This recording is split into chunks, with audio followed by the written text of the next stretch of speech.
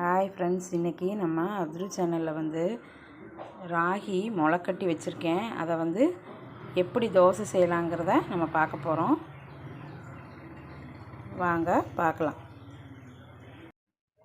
ராகி தோசை அரிசி போடாமல் எப்படி செய்கிறதுன்னு பார்க்கலாங்க. நான் ராகியை ஊற வச்சு ஒரு நாள்லாம் ஊற வச்சு ஒரு நாள் முளைக்கட்டி வச்சு அதை வெயிலில் காய வச்சு ஒரு டப்பாவில் போட்டு வச்சுருக்கேன். அதிலிருந்து ஒரு கப் எடுத்திருக்கேன்.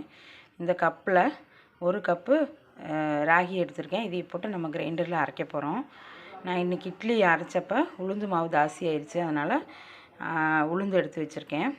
நல்லா ஒரு கப்பு இதில் ராகி எடுத்துருக்கிற 2 கப்பு உளுந்து மாவு இருக்கும்.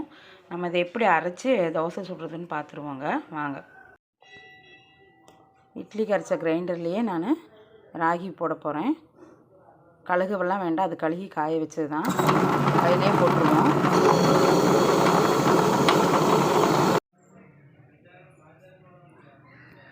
ராகி மாவு நல்லா அரைஞ்சிருச்சு. தேவையான அளவு உப்பு போட்டுடலாம். நல்லா அரைஞ்சிருச்சு.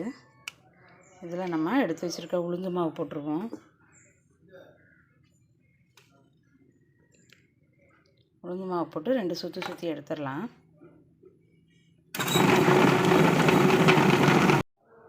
ராகி மாவும் உளுந்து மாவும் போட்டு அரைச்சி உப்பு போட்டு கலக்கி எடுத்து வச்சுருக்கோம். இது நல்லா 2 மணி நேரம் 3 மணி நேரம் நல்லா பொங்கி வரும் மாவு.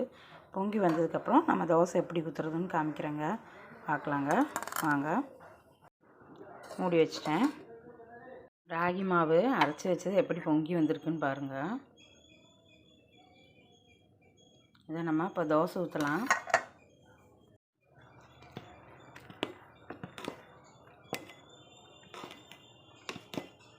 நல்லா கலக்கி விட்டுடலாம்.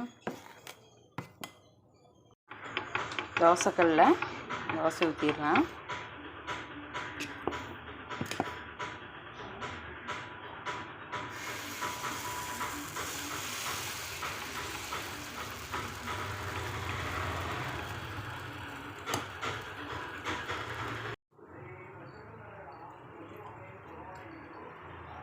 எண்ணெய் ஊற்றிடலாம்.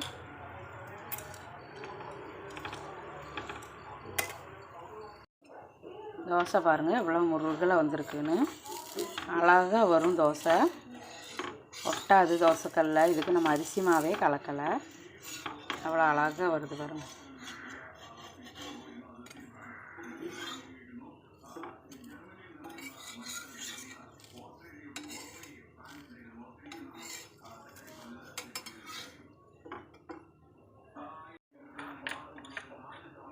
அடுத்த தோசையை ஊற்றிடலாம்.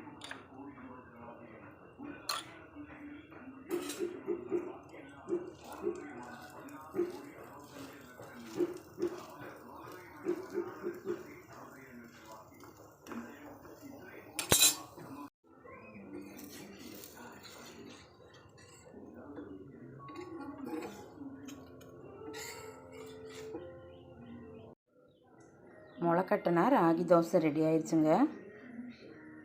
சூப்பராக இருக்கும். அதுக்கு தேங்காய் சட்னி வச்சுருக்கேன், பொடியும் வச்சுருக்கேன்.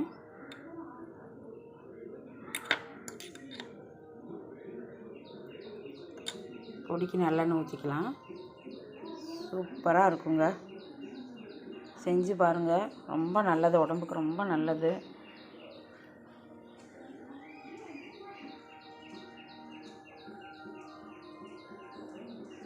இனி அடுத்த டைம் நான் முளைக்கட்டுறது எப்படின்னு நான் காமிச்சு தரேன். எந்த தானியமே முளைக்கட்டி சாப்பிடும்போது அது டேஸ்ட்டே வேறு, பெனிஃபிட்டும் வேறு. நல்லது, உடம்புக்கு ரொம்ப ஹெல்த்தியானது. செஞ்சு பாருங்கள். இந்த வீடியோ உங்களுக்கு பிடிச்சதுன்னா லைக் பண்ணுங்கள், ஷேர் பண்ணுங்கள், சப்ஸ்கிரைப் பண்ணுங்கள். ஃபஸ்ட் டைம் பார்க்குறவங்களா இருந்ததுன்னா மறக்காமல் சப்ஸ்கிரைப் பண்ணி பக்கத்தில் ஆளுங்கிற பெல் பட்டன் அமுத்துங்க. தேங்க்யூ.